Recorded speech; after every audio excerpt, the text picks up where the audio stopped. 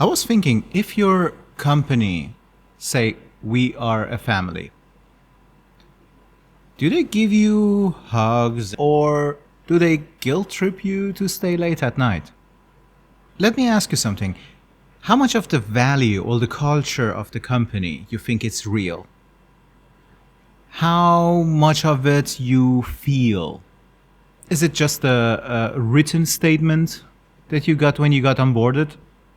Or you have other stuff that you see people talking about it, but it's written nowhere. They're unwritten rules.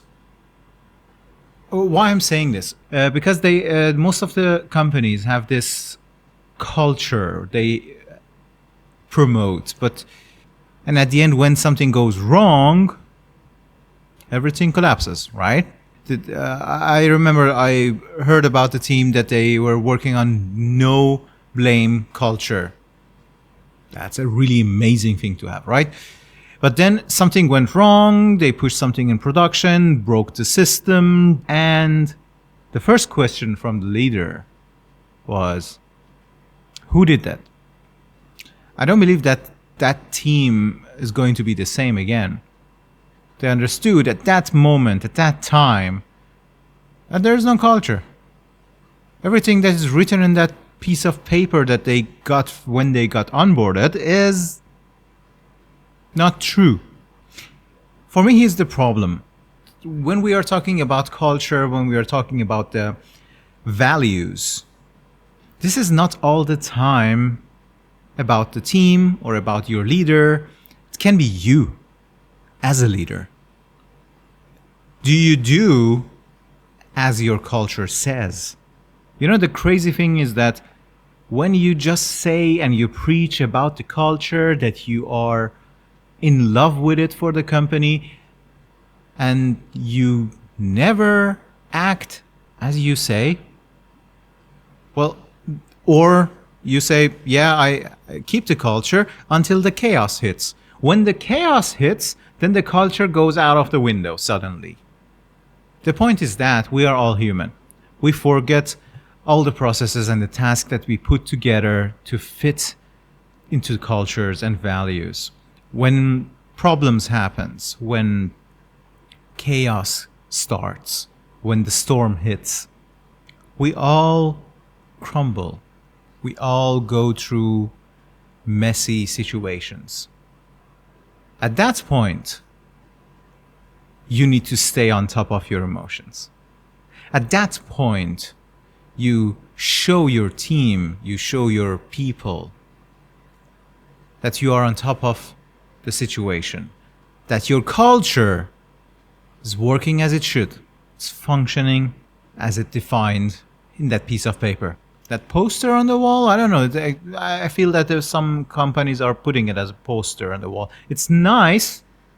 It's really, really nice. Don't know the design, but it's gonna be nice. You need to be able to act on your culture too, right? So how do you do that? How do you check this? I'm laughing because I have a framework for that, and the name of the framework is culture. So I'm so sorry. Yeah, let's go through it. I created this framework to check myself too, because as I said, we are going through many, many, many levels of troubles in our work environment, in our life. And if we don't have structure, and for me, it's actually frameworks, then it's going to be really hard to check it out and go forward with it. So first thing is C in the culture, and it means constantly check. You see, if your company creates a culture and you never go back to check it out and test it and see if it's working or not, if it's going in the right direction or not, so, well, you know, it's never gonna, it's just a gimmick, right? The U in that is unspoken rules. This is the best part of it, because if you go down to your people, if you go to any company and start talking with them, and then they start trusting you, After a while, you hear about the unwritten rules, unspoken rules. And those are the things that matters. Those are the culture of that company. If those unspoken rules, if those unwritten rules are same as the culture written on those paper, then yeah, you have a good culture. This is brilliant, right? This microphone is too big. The next one is leadership signals. It's obvious, right? You need to check with your leaders. Or if you're a leader, check with yourself. If the signals that you are promoting, the signals that you're giving to your team is the same signal that you saw in the culture paper, poster, you name it. You know what I'm talking about, I hope. The T now is a trust in action.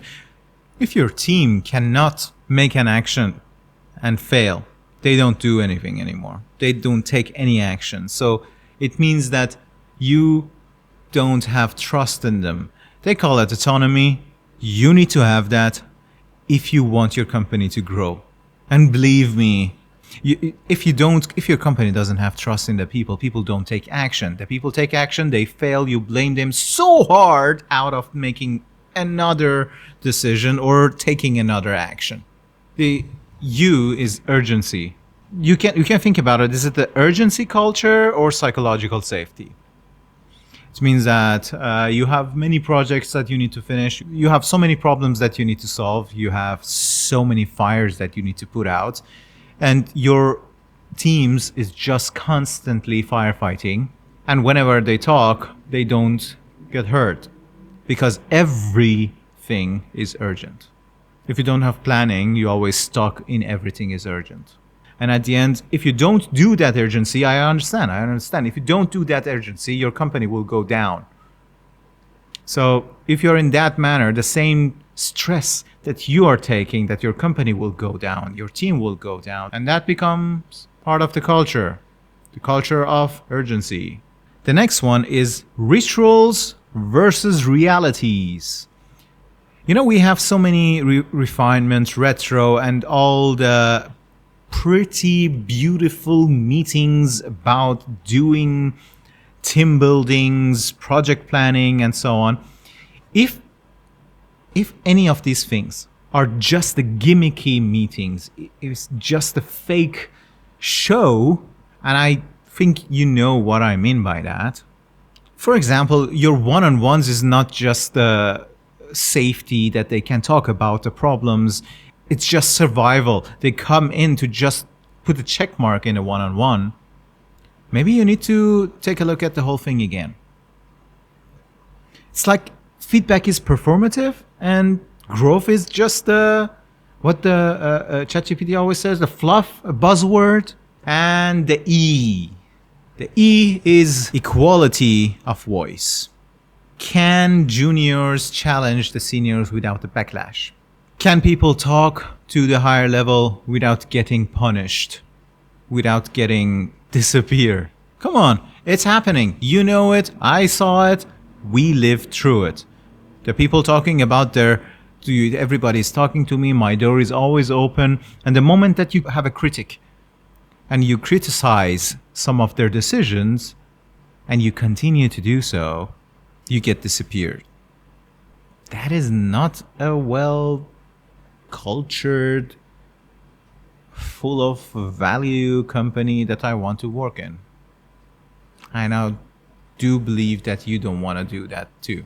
If you check any of this and it hurts, good. It means that you need to work on it.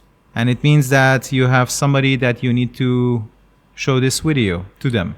I will challenge you this week to work on one of the letters in the culture framework and see if you can see something in your company that could lead to something better, can maybe hit some nerves. I'm Salman, and I want to share my experiences with you guys, and I hope that I can help and also learn from you. So drop a comment down below and tell me about the stories that you have.